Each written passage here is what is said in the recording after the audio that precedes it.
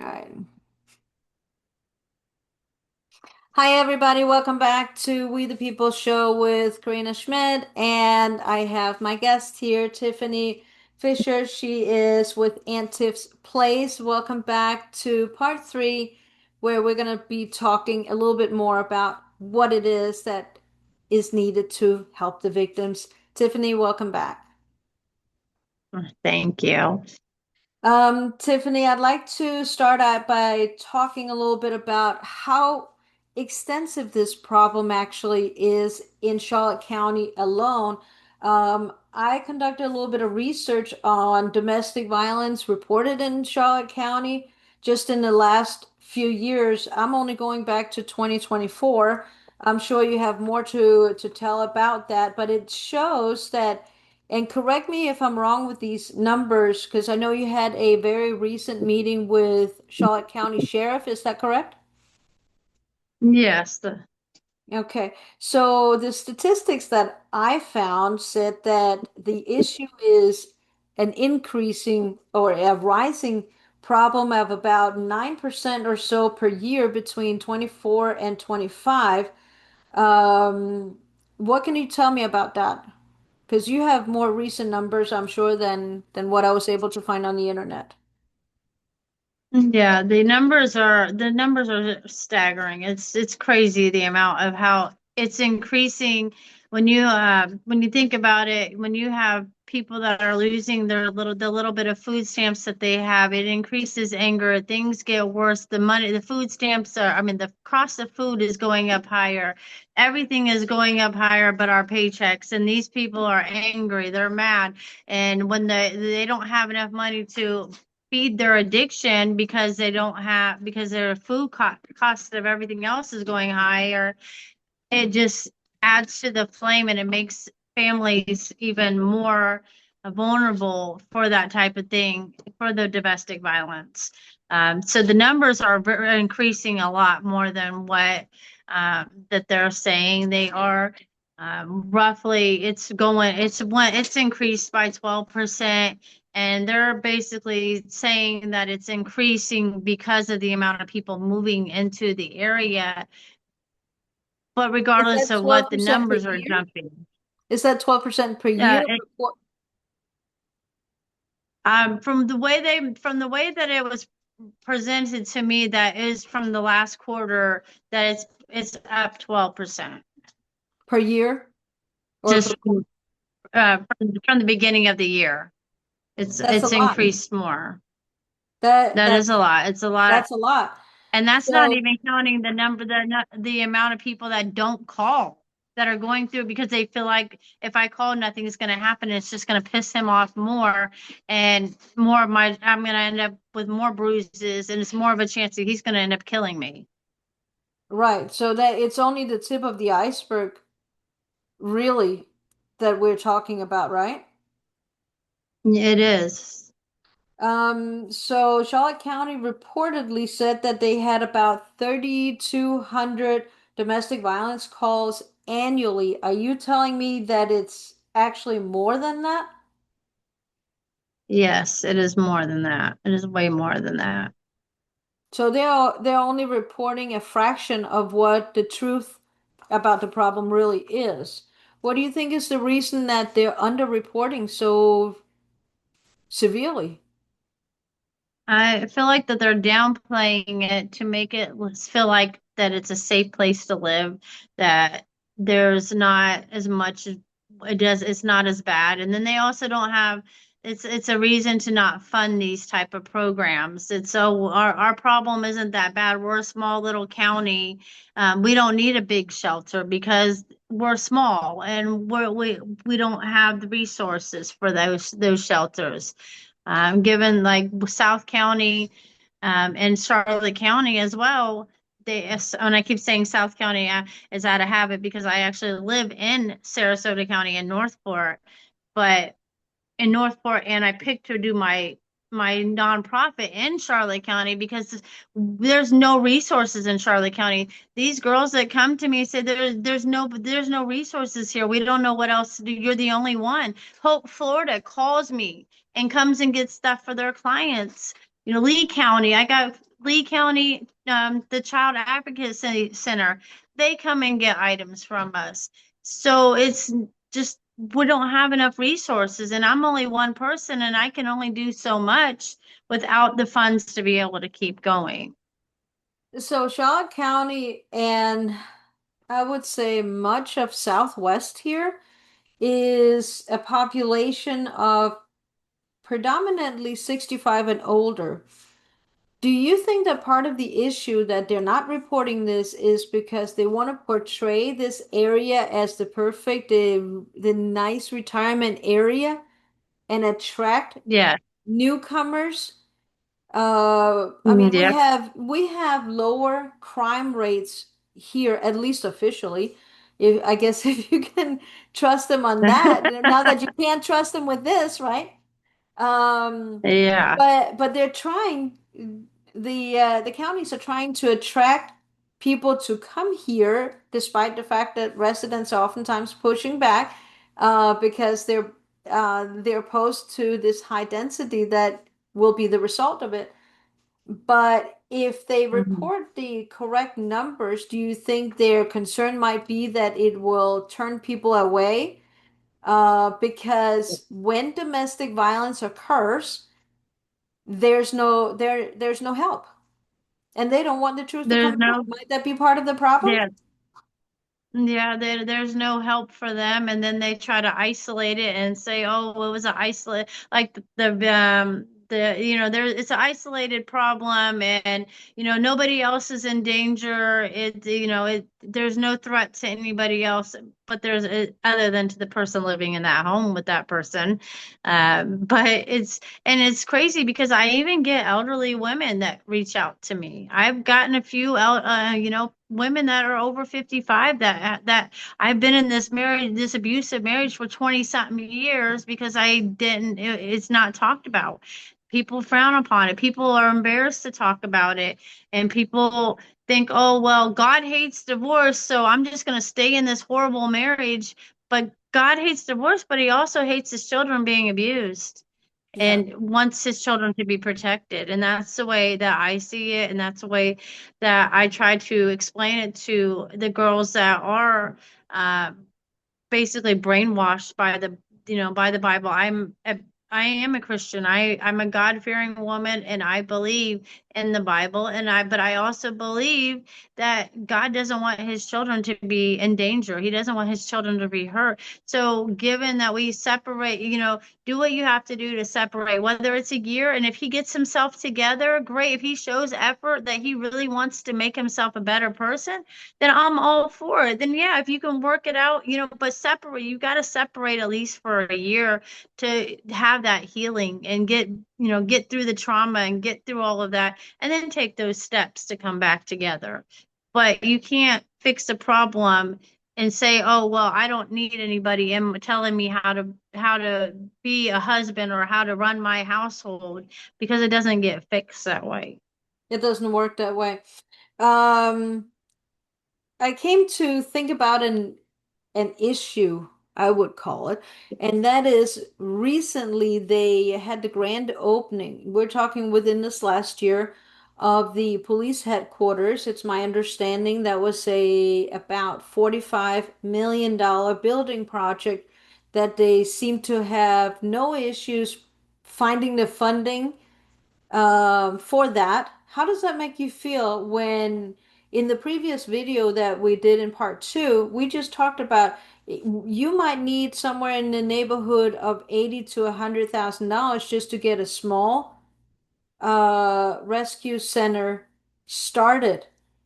So they have no issue spending $45 million or somewhere in the neighborhood of that on a police station, but the police is not adequate in terms of helping the victims, but they won't find the money to get you started with a new center.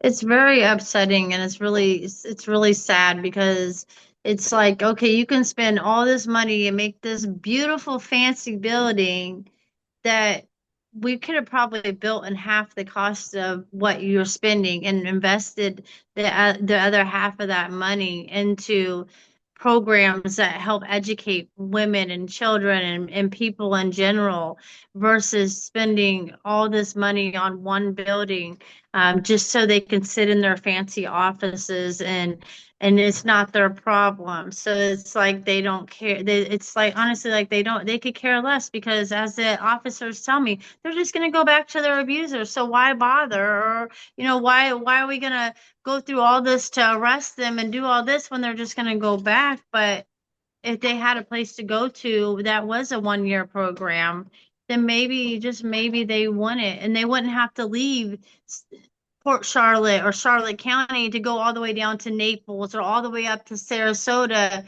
to get the kind of help that they need because we don't have the funding here. So we got to ship them out to another county, another area away from where they're familiar and make it even more uncomfortable for them. One moment. Um, So let me ask you this. Um, we talked a little bit in the previous two videos, part one, I believe it was, about the lack of education of the law enforcement officers, and you just recently had a meeting with the sheriff.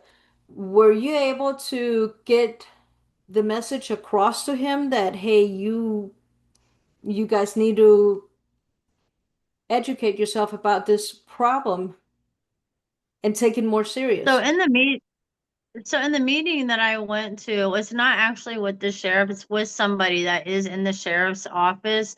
So it's like a group of nonprofit organizations. There's a domestic violence team that we do have in Charlotte County, where there's a couple of different resources where is maybe about 5 or 6 of us. And then the sheriff's office, somebody from the sheriff's office sits in these meetings and goes over the statistics and what we're dealing with right now. We kind of discuss different clients and what we're needing help with. And it's just kind of funny how they have money to get these girls a Greyhound ticket to leave the state of Florida, but that's not a real long-term solution because they're going to get pulled back here because of custody if they take off with their kids and the man is trying to be spiteful and demand for 50% custody, then that woman is facing jail time for leaving the state of Florida. So Greyhound tickets are not a solution to get these girls out of here. We need to get them into a program, a 1 year program that to educate them so that they don't have to risk going to jail by trying to protect their children and getting out of the state. It's like they're wanting to push them out of the state. And Are like, they okay, well, basically let's trying push to them out to somebody. are they basically trying Let's to send them back get to rid of their the problem and push it on another state so that they don't have to deal with it? Is that exactly. is that what That's pretty you much get from? that's how I take it. They're like, oh, well, if we can get them a Greyhound ticket, if they have family in another state that they can get to, then we'll get them pay for a ticket for them to go back to one of their family members. But if you have a child in the state of Florida and the father's in the state of Florida, if she tries to run back home to where she's from with those children, they can put a warrant out for her arrest and she They can can go to jail extradite and them. those kids get brought back to her abuser.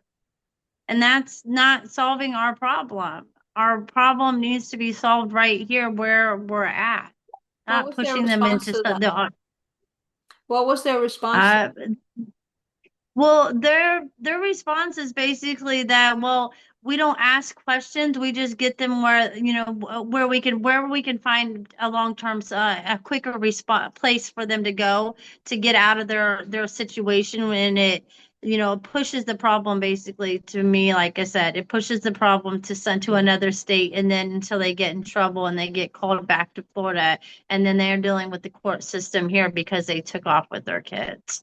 It's not a solution. It's It's not a not a good solution at solution all. at all. Let's talk a little bit about how victims can get started getting help. Like, um, for example, somebody that's in a home of abuse, maybe the children are being abused as well. How can they connect with you instead of having to So call law enforcement? Because law enforcement, as we talked about, are one, not taking the problem seriously enough. Two, they're thinking, well, what's the point of helping them if they're going to go back anyways? It's like there's a lack of understanding, and then you have the government system that you really don't want to be part of because you don't know where the kids end up half the time. Yeah. If they are to contact you, how do they do that? I know we talked about it in a previous video, but I really want that reiterated because it's so important that they understand where to So go. So they can reach out directly to me by the center phone number. Again, it's 941-800-7956, and that number rings directly to me. It's on my cell phone that's kept on me at all times. So if I don't answer right away, you can also text that number if you can't call, if you need a quiet, like there's not a way that you could talk in front of him, or you're in the bathroom and you don't want him to hear you on the phone, just send a text to the message to the phone. You can reach me through Messenger on Facebook as well. We are on there under Aunt Tiff. My Facebook page, we have one for a community outreach type deal, which is just the Aunt Tiff, and then we also have the business page, the Aunt Tiff's Place Christian Resource Center, on the on the Facebook, and then also we are actually on Instagram as well under Aunt Tiff as well. So there's several different ways. The website, aunttiffsplace.org. You can also, if you're in a position to help and you want to help, you can always donate on the website directly there. The PayPal giving is linked to that. The Zelle is the best way because PayPal giving, as we know, takes a small percentage of that money that comes through there.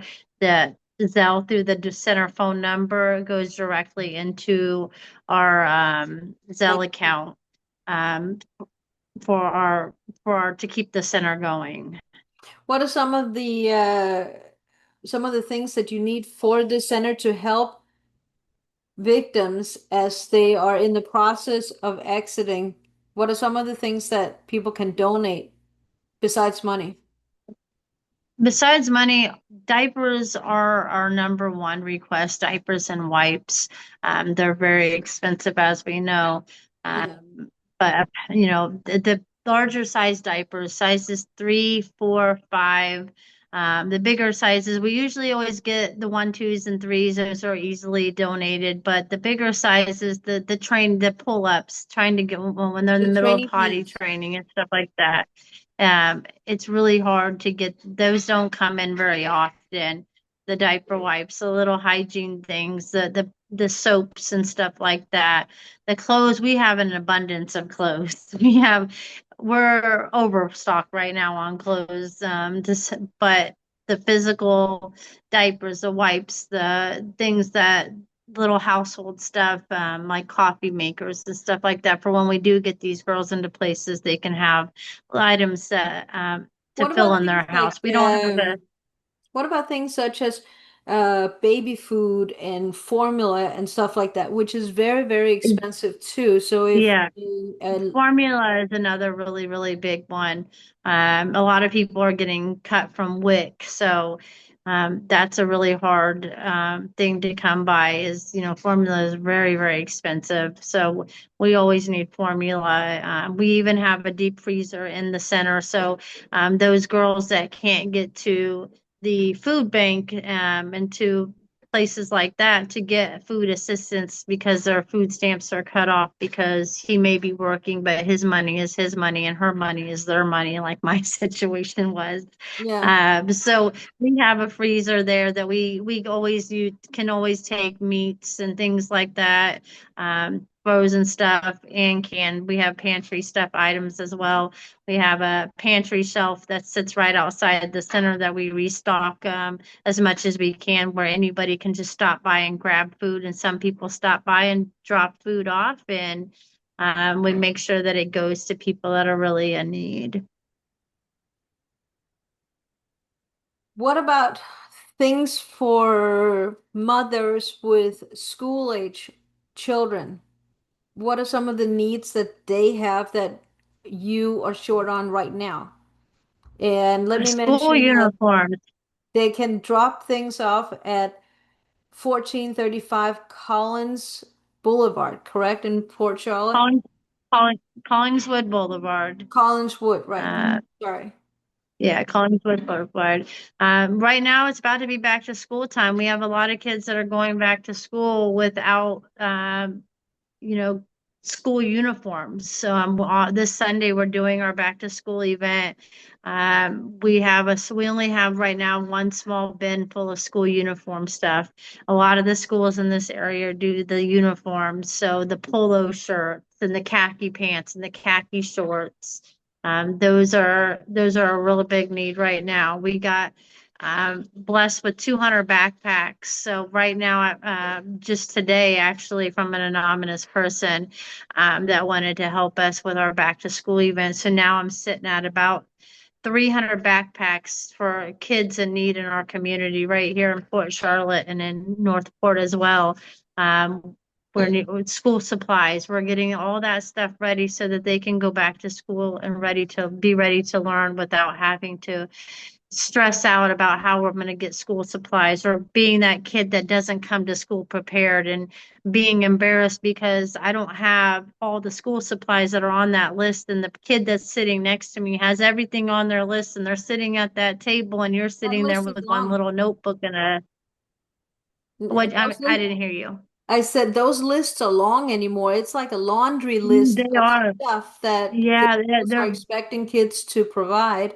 So does that include um, a need from you for, say, pencils and composition books, uh, yeah, highlighters, and all these basic things that people can donate exactly. as well? Yes. Rulers and So maybe they're going back to school shopping for their own child. Consider getting an extra set, an extra set of on that list for another child that may not be able to, whose parent might not be able to provide that for them, and let them go to school prepared and ready to learn. Because a lot of times, school is their only way out. There is like they're where they feel like they can breathe. Because at home it's chaos. I know that was how it was for my children, even for me growing up a school wherever I could get, whenever I could get out of the house. That was like I can breathe like a little bit for me with my kids, even going when my kids were younger and I was in the marriage and dealing with it. Getting my kids to school and going to church, that was like the one spot that I felt like I could relax and not have to where look you can over my breathe, shoulder and worry about. breathe and So meet so some other getting them people. ready. And the same for the Yeah, so kids. So getting a them place to around. breathe and meet other children. Um, Yeah, and feel like they're able to be kids and not so have to worry about abuse. so if somebody has a shopping bag that they would like to drop off for you for children, and I guess it's predominantly K to 8. Um, Yeah, okay. Is it best to call you or text you first and say, "Hey, I got a couple of bags that I would like to drop off with you with school yeah, supplies. When are you available for me to drop it off?" Is that the best yeah. It's thing to best do? to just shoot me a call or a text message, and I'll make sure that there's somebody there to receive those items to put with the rest of the back to school items. All right, fantastic. Tiffany, thank you so much for spending 3 sessions with us and giving us so much information about what the needs are. I'm sure you're going to be back with us at a later point in time and keep us posted on what's going on with the situations. I would like to encourage everybody to reach out to Aunt Tiff with the items the that Tiff's place, Aunt Tiff's place, I'm sorry, needs right now to get children ready for school and give them a good start. And also, if you have the ability to do so, please donate to Aunt Tiff's place. It is highly needed, and it is not a problem that's going to go away. in the near future whatsoever. So all the resources that we can pull together in the county to help um, get a new place set up for you. If somebody has a facility that they would like to reach out to Tiffany with, please contact her directly at 941-800-7956 and start the dialogue about a new facility. It's highly needed. Tiffany, don't let your foot off the gas when it comes to petitioning the county for assistance building a place for you. It's highly needed. And I think if they can spend $45 million on a police station, they should be able to spend money on you as well. Any final words from you before we end? And thank you so much for your time. No, I just want to thank you for taking the time to meet with me and letting me share because it's not very often that I can get my foot in the door, and I'm trying real hard to get into other places and go into churches and giving my testimony of why I want to do what I do. And that is also on my Facebook page, my full-blown testimony. There is some stuff that had to, of course, get left out because of time reasons, but I actually have a live video that was just done yesterday of my from childhood to adulthood of the stuff that I have incurred and had to go through and deal with and why it led, how this all began and what led up to opening this place. Thank you so much, Tiffany. You're really an amazing woman. I applaud you for what you're doing. It takes a lot of strength to do this. Everybody support the Aunt Tiff's Place project and reach out to her if you need help. Thank you so much for coming Thank on for you. the third time. We'll be in touch. Keep me posted on how things are going, okay? Please, I really care. Okay, will do. Thank you. Thank you. Bye bye. Bye.